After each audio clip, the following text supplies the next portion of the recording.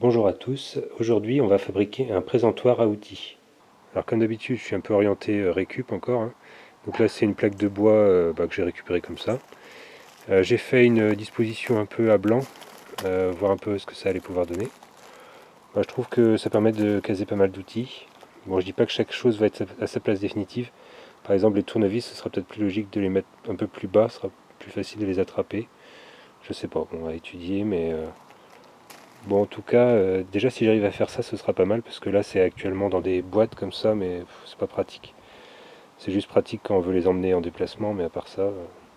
Donc ce que je compte faire en fait ici, bon, une fois que j'aurai trouvé la position finale de chaque chose, c'est mettre des petites pointes pour en fait que ça permette de fixer après quand ce sera au mur chaque élément.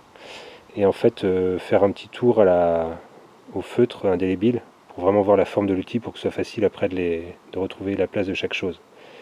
Évidemment, la plaque, après, bon, je vais la fixer au mur avec 4 fixations, je pense une à chaque coin. Bon, alors voilà en gros la disposition qui pourrait être pas mal. Alors honnêtement, je pense que le mieux quand même, hein, c'est de faire ça avec des petites pointes tant que tout ça est au sol, parce qu'une fois ça fixé au mur, à mon avis, c'est beaucoup plus emmerdant. Donc là, j'ai vaguement prépositionné le panneau de bois. Évidemment, il ne sera pas comme ça, puisque je voudrais aussi positionner ça, sachant qu'il ne faut pas que les outils interfèrent avec les prises. Faut que je regarde un petit peu en hauteur. Faut pas que j'aille trop haut non plus parce que d'une part il y a la lumière, puis bon après il faut que les outils restent accessibles en hauteur. Sachant que, autrement au niveau des fixations, je vais utiliser en fait les joints entre les parpaings, puisque c'est une partie qui est plus... c'est pas mal pour mettre des chevilles quoi, par rapport à ça en fait où on perce le parpaing, on arrive dans du vide, alors que bon avec le joint des fois c'est quand même plus sympa. Plus facile à percer aussi, je trouve mieux en fait. D'ailleurs, je ne dois pas être le seul, puisque le précédent propriétaire ici avait fixé sa lumière exactement pareil, dans les joints. Bon. Donc l'idée, ce sera, je ferai, je pense, d'abord deux fixations, une de chaque côté, et chevillé. Et ensuite, je ferai des trous ici. Je fixerai le dessus, et après, ça permettra de positionner le dessous. Enfin, les fixations du bas, quoi. Bon, autrement, j'ai déjà la lumière qui est en place, donc je vais centrer la plaque par rapport à la lumière. Bon, parce que j'ai un peu de marge de chaque côté. Je ne sais pas exactement comment je pourrais positionner, ce que je peux rajouter après. Bon, bref, si je vais centrer. Puis on va bien voir ce que ça donne. De toute façon, c'est pas gravé dans le marbre non plus, hein. Si vraiment il faut que je la décale, je pourrai toujours. Alors ma plaque fait 143 de long. De là-bas à là, j'ai 70. Donc 70 x 2, 140. On va dire que il faut 36,5 entre chaque... entre le bord ici et le bord là, il y aura 36 cm et demi. Donc je vais descendre ici avec une équerre pour mesurer 36,5 et puis là j'aurai mon... Maintenant j'aurai le bord ici. Après il faut que je fasse un petit retrait pour le trou de fixation. Alors là j'ai de la chance parce que le panneau tient en équilibre sur le bandeau de prise. Sinon il faut vous faire aider hein, avec quelqu'un qui tient. Là je vais mettre des petites cales pour en fait faire une hauteur, quoi, voir un petit peu si ça passe. Bon, voilà à peu près le genre de hauteur qu'il me faut.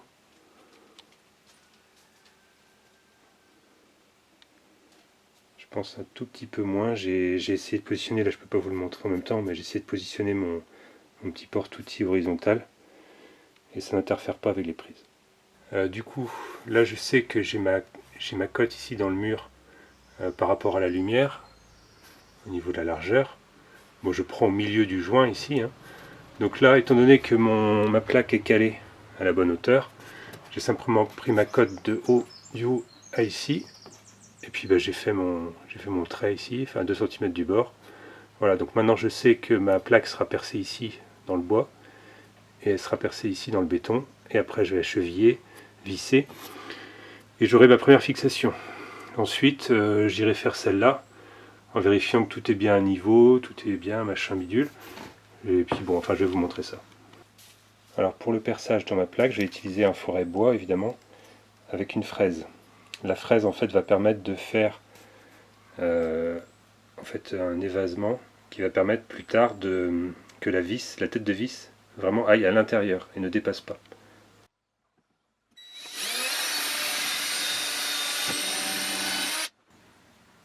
Bon, voilà le résultat. Alors pour le prochain trou, c'est dans du béton, donc on met la mèche à béton évidemment, et on met la perceuse en mode percussion.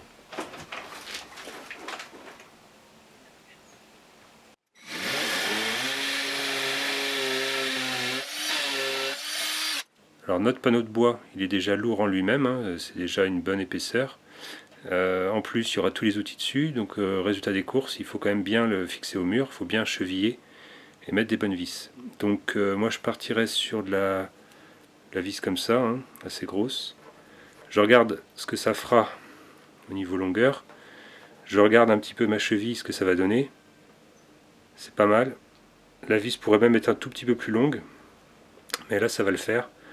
Donc maintenant évidemment je fais mes perçages dans le bois et dans le béton en fonction.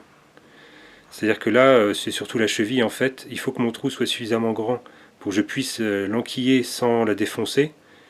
D'un autre côté, il ne faut pas que le trou soit trop grand non plus parce qu'il ne faut pas qu'elle puisse tourner comme ça dans son logement. Donc bon, ça, alors des fois c'est marqué, ça vous aide hein, sur les emballages de chevilles, ça vous dit en combien il faut percer. Moi c'est pas le cas, il faut le faire au jugé. Alors quand je dis il faut le faire au jugé, bah, évidemment, commencez par faire un trou trop petit, vous essayez de mettre dedans, si vous voyez que ça force, bah, vous faites le trou au diamètre supérieur. Alors autrement, j'ai envie de dire, il y a les recommandations habituelles hein, par rapport à un trou dans le mur. Essayez de vous assurer qu'il n'y a pas de réseau qui passe dedans, et qu'il n'y a pas de réseau électrique, il n'y a pas de tuyau d'eau, etc. Bon, quand on fait un trou dans du joint entre des parpaings, honnêtement, le risque est très faible. Enfin, surtout si on sent, au moment de percer, on sent qu'on est dans du joint, il y a toujours la même résistance. Si d'un seul coup on débouche, bon, bah, là on sait qu'on est arrivé dans du vide. Donc là, il peut y avoir une gaine derrière. Donc il faut faire attention. Mais tant qu'on sent que le joint, tant qu'on sent qu'on progresse dans le joint, il n'y a aucun souci. Alors après, autrement, il existe des détecteurs, hein, etc. Des détecteurs de tuyaux, détecteurs de circuits électriques. J'en ai un, honnêtement, mais dans les faits, je m'en sers tellement peu. Bon, alors ici, il faut que j'agrandisse mon trou. Toujours trop petit. Vérifiez évidemment que vous allez à la bonne longueur aussi hein, dans le trou.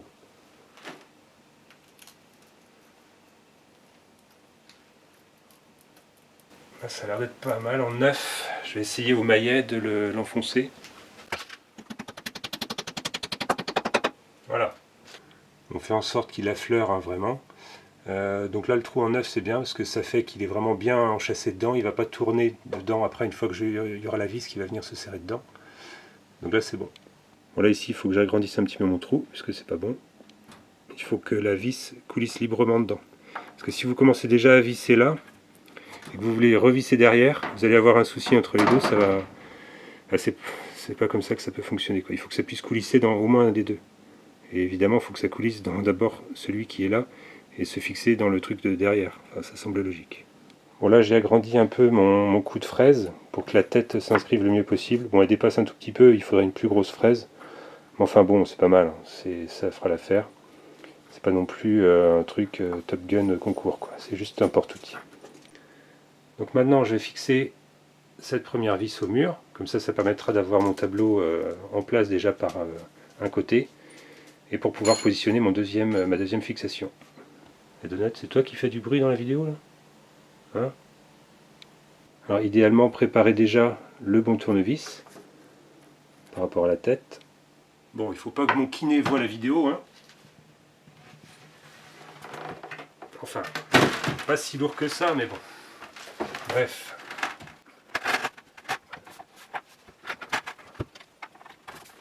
Alors on va essayer de tomber en face, hein, ce serait mieux. Voilà, je suis dedans.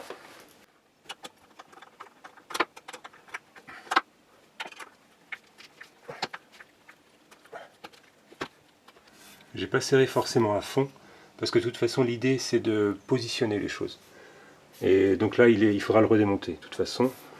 Donc là maintenant, je vais vérifier que je suis à niveau ici, je vais vérifier que j'ai la même longueur à peu près là, normalement ça va être le cas si le gars avant moi a bien travaillé. Pareil, les longueurs ici doivent être bonnes, enfin identiques. Et puis bon bah voilà, je vais refaire mon trou à 2 cm du bord, à 13 cm ici, enfin la cote que j'avais de l'autre côté.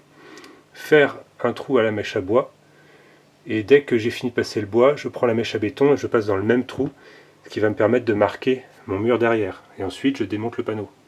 Bon, j'ai vérifié les codes, j'ai vérifié le niveau, c'est pas mal. En tout cas, c'est acceptable. Donc c'est bon, je vais faire mon perçage à la mèche à bois. Voilà, donc je sens bien que je suis arrivé dans le béton, j'arrête. J'étais sur une mèche en 6 bois, donc je prends une mèche en 6 béton. Et je vais directement faire mon trou dans le béton qui est derrière. Comme ça au moins, je suis sûr qu'il est pile en face.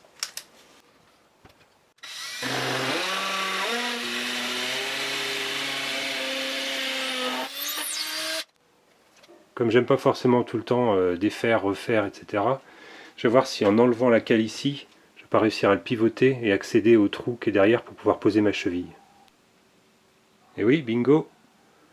Donc j'ai plus qu'à agrandir mon trou en 9 comme j'ai fait tout à l'heure, poser ma cheville, et c'est bon.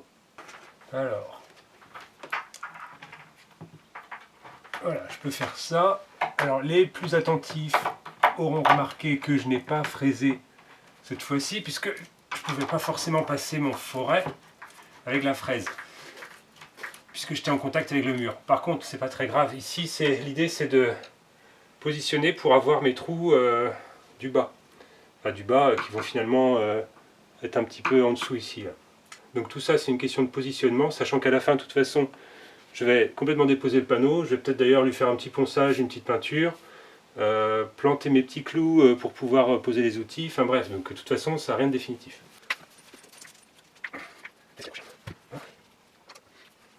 Voilà, j'ai positionné 2 fixations. Et, bon, honnêtement j'ai l'impression déjà que ça tient pas mal, mais comme j'aime bien quand même faire des trucs qui tiennent dans le temps et qui sont bien costauds, je vais faire encore une fixation là, et au moins je suis sûr que ça ne bougera plus. Je vais utiliser la même technique que j'avais pour ici, c'est-à-dire que je vais prendre une cote à 2 cm du bord, à peu près au milieu du joint. Je vais faire mon trou en bois, puis mèche à béton pour marquer en dessous, quitte à même faire carrément le perçage, quoi. Ensuite, je reprends la même cote en hauteur ici et je fais la même chose. Et encore une fois, peu importe que les vis soient pas vraiment dans les coins, enfin que ce soit plus esthétique, etc. Moi, je veux vraiment que ce soit pris dans le joint ici, c'est beaucoup plus facile. Donc du coup je vais prendre ici, même si c'est pareil, c'est complètement loin du coin. Enfin bon, ça fera quand même 4 fixations en tout, je pense que c'est bon. Bon là, ça y est, j'ai fait mes 2 trous en 6 dans le bois. J'ai fait les trous en 6 dans le béton, donc là je n'ai pas d'autre choix que de complètement déposer le panneau du mur. Et d'ailleurs il y retournera qu'en position définitive, puisque maintenant j'ai tous mes trous de fixation qui sont bien positionnés. C'est nickel. Alors évidemment, on peut faire autrement. On peut aussi mesurer sur le bois, après mesurer au mur, etc. Dans les faits, je sais que même s'il y a quelque chose qui est marqué au mur comme ça, c'est pas facile, sauf à vraiment avoir une mèche bien fine, et en faisant dans du joint, ça aide. Mais si vous faites un marquage comme ça, et que vous y allez directement avec une grosse mèche, il y a fort à parier que vous allez dévier, etc. Donc voilà, c'est pour ça que j'utilise cette méthode. Bon après, chacun fait comme il veut, mais bon, moi c'est celle qui a fait ses preuves. Alors j'ai oublié de préciser, mais évidemment quand vous faites ce genre de boulot, faites attention aux déchets. Ça fait pas mal de poussière, donc évitez d'avoir des trucs fragiles en dessous, enfin des trucs qui craignent, quoi. Bon, finalement avec un bon nettoyage à l'éponge, déjà c'est pas mal.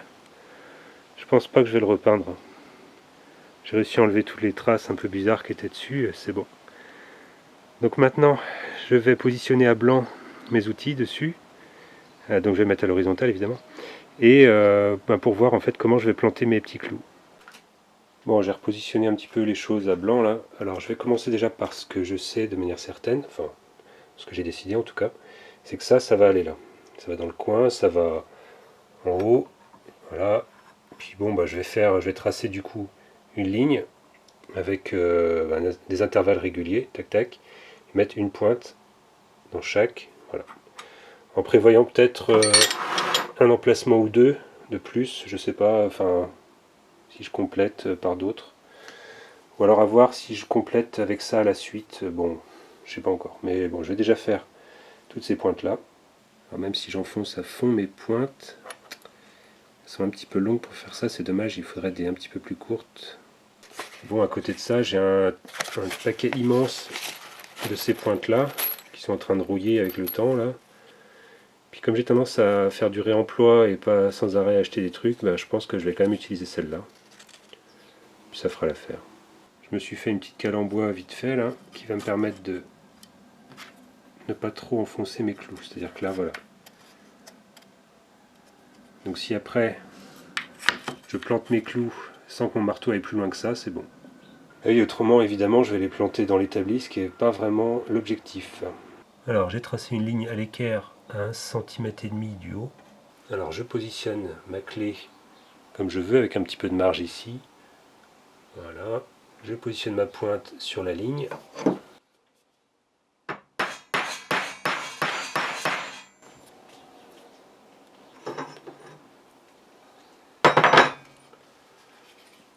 Maintenant, je mets ma cale qui va m'empêcher d'aller trop loin.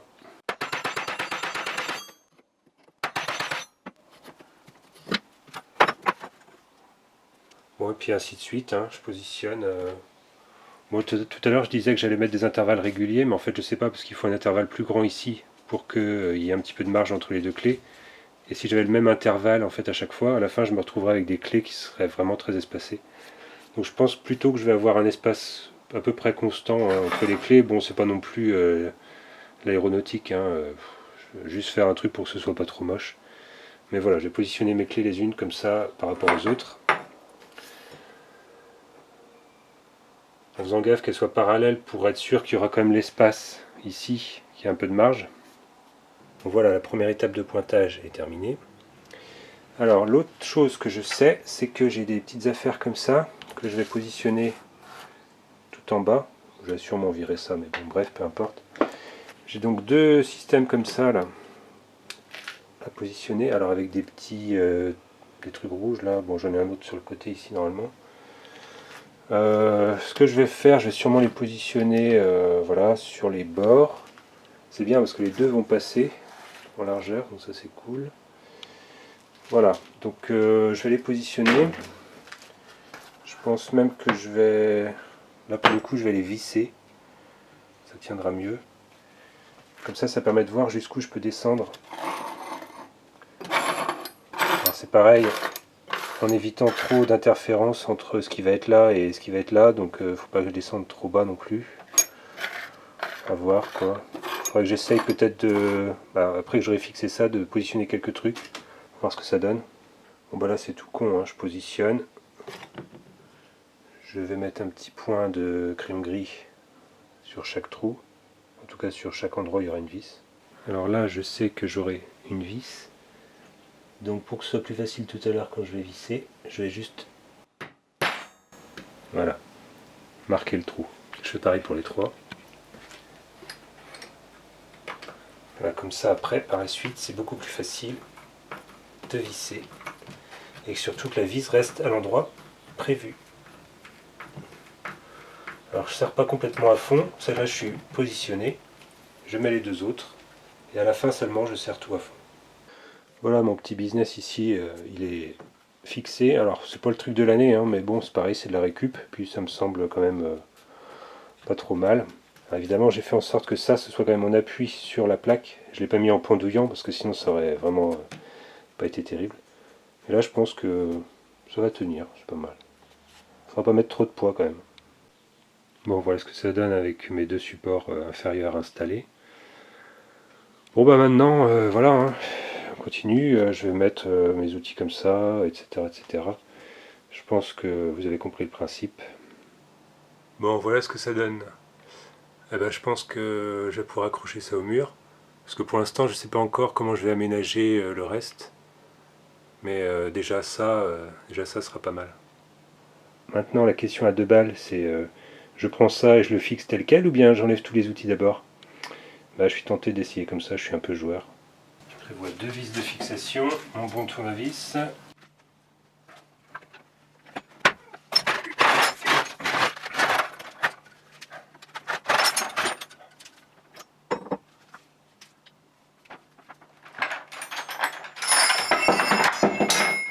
Allez, ok c'est n'importe quoi, je le vide.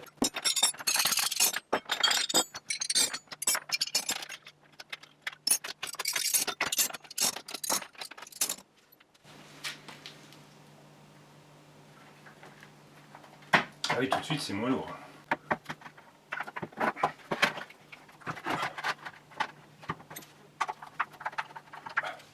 Faut vraiment pas que mon kiné voit cette vidéo.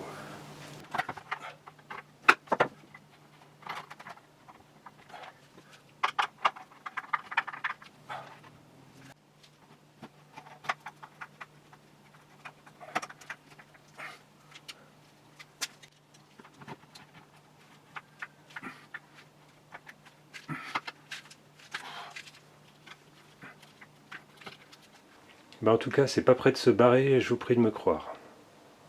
Bon bah voilà, ça rend pas mal. Bon là j'ai positionné quelques trucs un petit peu comme ça en vrac, en essai. Mais pour voir ce que ça donne, mais ouais c'est pas mal du tout, je suis assez content. Alors pour la petite histoire, à un moment donné j'avais pensé utiliser des plaques en métal comme ça, avec déjà les trous tout faits, après j'aurais utilisé des crochets, mais en fait j'aurais pas eu la possibilité de condenser autant mes outils, ça aurait été un outil là, un autre là, un autre là, un autre là. Enfin bref, ça aurait pris une place folle au mur, je pense. Même là, j'aurais été obligé de tout poncer, tout repeindre pour que ça fasse propre. Donc ça va, je pense, de toute façon me servir en étagère ou en je sais pas quoi, ou bien même ça peut être effectivement à mettre sur un autre mur, mais pour des trucs beaucoup plus gros, quoi. Donc bon, je vais bien voir ce que je fais de ça. J'en ai 6 comme ça, 6 panneaux comme ça, donc bon, ce sera sûrement l'objet d'un prochain bricolage. Alors à un moment donné, j'avais dit que j'allais faire le tour des outils après au crayon indélébile. Dans les faits, je ne sais pas si je vais vraiment le faire. Après tout, est-ce que c'est vraiment nécessaire? Je ne sais pas, je verrai à l'usage.